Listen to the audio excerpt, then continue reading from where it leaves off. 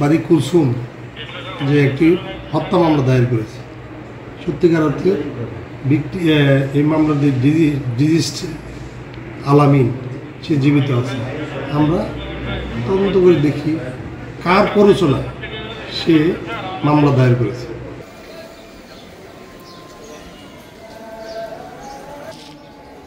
গোরস্থানের সভাপতি আছে। কোন গোরস্থান? যে লাশটা মারি দেওয়া হয়েছে 5 জানুয়ারিতে মনোগঞ্জে গুলি খায় মারা গেছে। এটা 7 তারিখে আইনে মনোগঞ্জের নারী শিশু মেডিকেলের ডাক্তার, ম্যানেজার, এই জায়গার মসজিদের ইমাম সাহেব, এরা মনোগঞ্জের সব কিছু ইয়া কইরা দয়া জানাজা কইরা এইখানে আইনা মারি দিছে। কারণ আমি পরে একটা কাগজ দিয়ে গেছে, আমি আবার লেখাপড়া জানি। ওই কাগজটা মনোগঞ্জে আমার পাশে আরেকজন উপদেষ্টা আছে রুলাম হিসাব, ওনার কাছে আমি দিয়ে দিচ্ছি।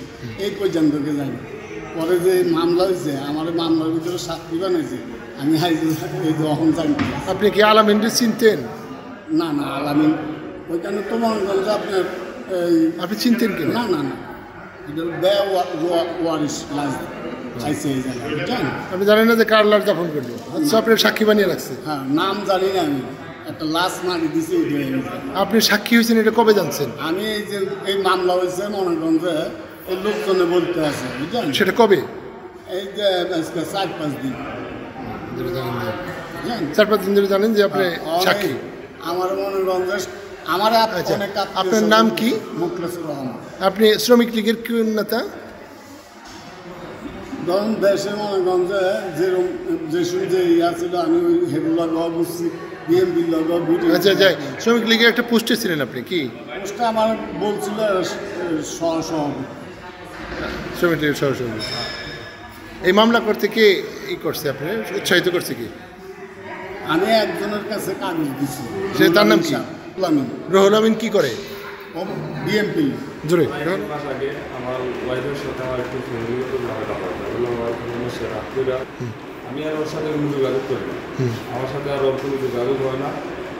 4-5 দিন আগে আমার এক ভাই ফোন দিয়েছিল, ফোন দিয়ে বললো যে ওনাদের উপরে মামলা হয়েছে, আমার ওয়াইফে মামলা করছে ওনাদের উপরে যে আমি মারা গেছি 5 তারিখে আন্দোলন।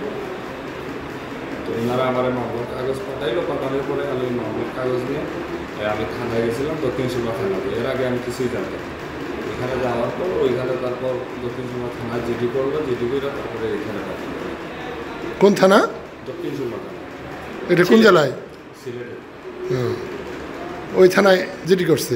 জি, ওই থানাতে আমরা জিডি করছি নিজের নিরাপত্তার জন্য। যা আপনি বেঁচে আছেন এই নিয়মে? আমি বেঁচে আছি, এটা আমি জিডি করছি। আপনি কি আন্দোলন সংগ্রামী ছিলেন? আমি আন্দোলনের সময় সিলেটে ছিলাম। হ্যাঁ, এখানে আসেনি নাই? না, আমি এখানে আসি। তাহলে আপনার স্ত্রী মামলা করছে? জি, আমার স্ত্রী। স্ত্রীর সাথে আপনার সম্পর্ক ভালো না? না, আমার সাথে সম্পর্ক ভালো না। আচ্ছা, স্ত্রীকে আপনি কি জানেন যে স্ত্রীকে কারা ই করছে, প্ররোচনা দিয়ে মামলা করাইছে?